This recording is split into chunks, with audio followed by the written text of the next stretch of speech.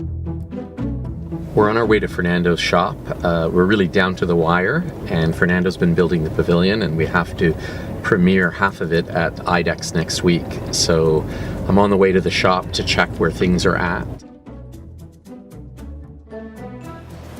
Well, like usual, right? At the last minute, I'm the one that comes in and figures whether or not it's possible to build it. I mean, not a lot of time to do this.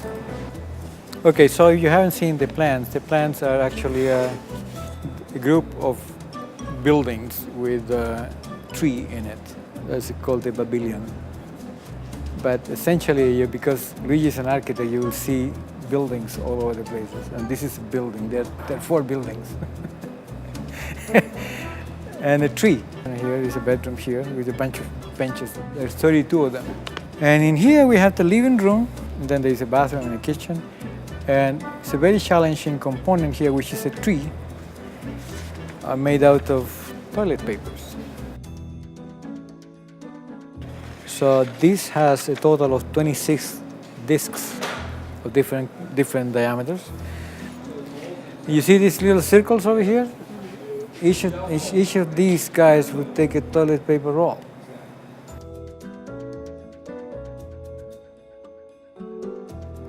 The bench idea dates back to at least 20 years.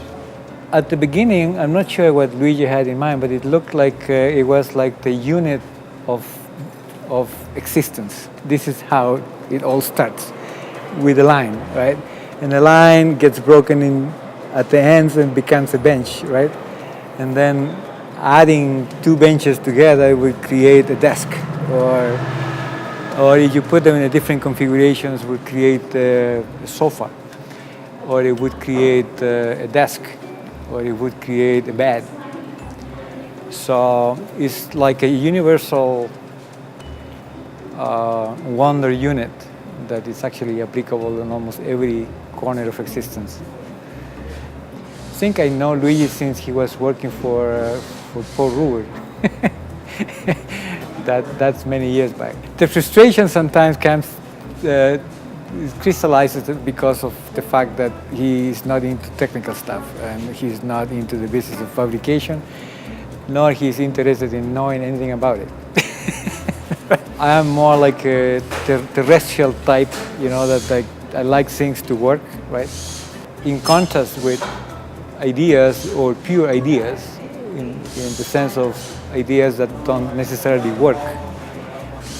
But you could tell that there is a number of issues here. So we need a little talk with Camacho here.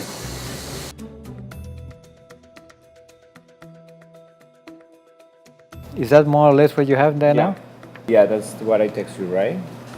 The distance. To me, none of this makes I can use. Yeah, but the computer doesn't calculate a cylinder between a surface to calculate this angle because a surface, this surface is round, right? Yeah, but I was in the computer, right? So in this case, but with can this you do manually, right? I mean, that's, you don't, whatever tool you use, I don't care. I mean, the computer would be fantastic, but so I maybe just use the old-fashioned compass. Well, we can do it here.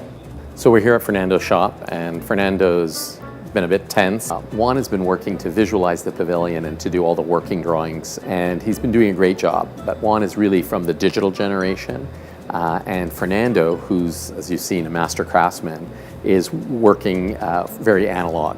So there's this real tension between the digital generation and the analog generation that's going on through the production of the pavilion. And I find myself having to be a mediator because I'm kind of halfway between each. This one, you see the dotted line? Look, I don't see the point that I need. I need a point here. When I put in the sizes that you write in the paper, probably got a little bit off of the size, the complete size. So I hope match the angle that I put. But if it doesn't match, I'm just not going to use it. I'm just going to do my own, okay? Well, there would be this, what do you call it, sculpture. Consists of running toilet paper across the 2 towers. But this is the actual end result. The toilet paper it would look like if it penetrates the walls, right, and goes through the walls. See, this stuff, you want to have it coming from somewhere there, right? Yeah. Is kind of tricky to do that. What we do is to just run a piece of metal, threaded metal, fit it to the surface of the wall. And this is why we are discussing about the angles and so on, why is that so critical, right? See what we are doing here? We are mimicking the toilet paper with these dowels. And to do that, this is we drill a hole in here, and the hole is drilled with this machine. So this is supposed to fit in here, see? Then what you will be doing is to putting a bunch of these together here. Muchacho, put me attention 1 second to me now, because you won't. This is component 1. This is the first one. I mark it out there. Yeah, but you see, when you deal with fabrication, you deal with bottom lines. Yeah. Bottom line is to get that angle right and flat against the slab. Yeah. That's all you need to do. And anything other than that, I'm not interested.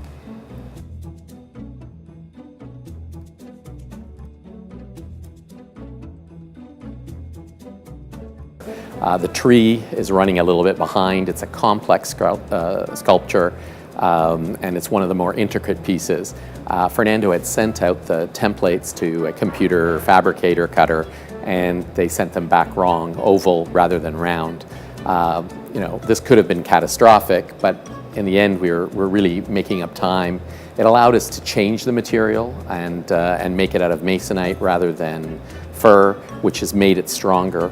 But design is like this. With every catastrophe, there's always a silver lining, and as long as you keep persisting, moving forward, you'll make your deadline, and actually it'll get better along the way.